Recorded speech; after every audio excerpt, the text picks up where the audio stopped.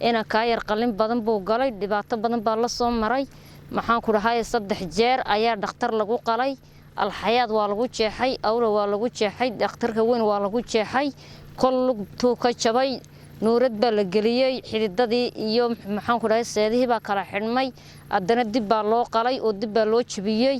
maxaan ku dhahay waa iminkii iyo haadan maxaan ku dhahay intaana waad ku mahadnaqaya kol hooka waan ka qoosto lixad la'aan buu noqday iminkaas alxamdulillah rabbil caalamiin kol haduu ii sara joogo adana intii kale ee walaalo dhibaato ii way ka maqanta in la ii gargaaro oo maxaan ku dhahay la itaadeerana waan doonayaa waana agoon aabina bari dhaweyd buu dhintay waxaan la kulanay hooyo Sahra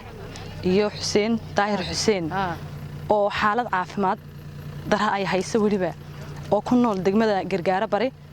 Xuseen yare waa xanuunsanaya waa agoon aabihii uu dhintay dhawaan marka ummadda muslimiinta message-kaygaasi gaarayo waxaan ka codsanayaa Xuseen yare in la soo caawiyo Xuseen wuxuu galay qalliino kala duwan 3 qalliin buu galay lugta ayuu ka jabay qabsin baa ku qarxay qalliino badan oo kala duwan ayaa dhakhaatiir badan oo magaalada Boorama lagu sameeyay maadaama Xuseen yare agoon yahay hooyada dhashay hooyo Sahrana ayna awoodeynin waxaan ummadda muslimiinta ka codsanaynaa in la soo caawiyo si loogu helo caafimaad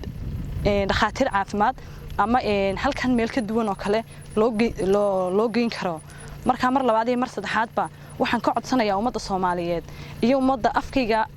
iyo ummadda Soomaaliyeed waxaan ka codsanayaa in la soo garab istaago